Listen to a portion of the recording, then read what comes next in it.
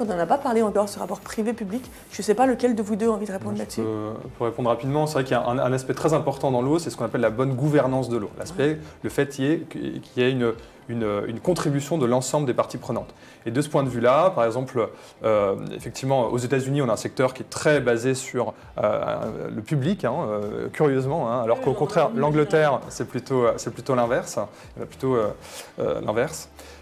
Aujourd'hui, effectivement, les deux peuvent fonctionner. Simplement, dans un système public, on va peut-être avoir une gouvernance plus simple de l'eau. Et à ce moment-là, les entreprises privées peuvent participer en fournissant des services aux régies d'eau, à travers justement des services d'exploitation-maintenance, à travers des services de conseil, à travers des services de technologie numérique pour à la fois la surveillance ou la réutilisation de l'eau. Donc il y a un rôle pour le privé dans les deux aspects.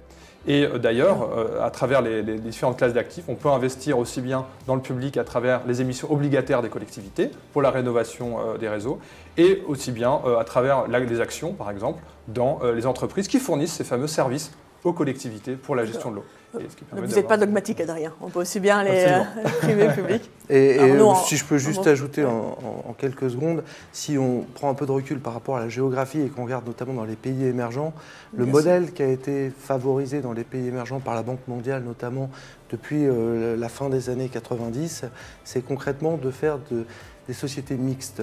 Donc, c'est-à-dire des sociétés dans lesquelles il y a des capitaux privés, mais avec aussi un actionnariat public, notamment de l'État ou de la collectivité dans lesquelles le service va être rendu.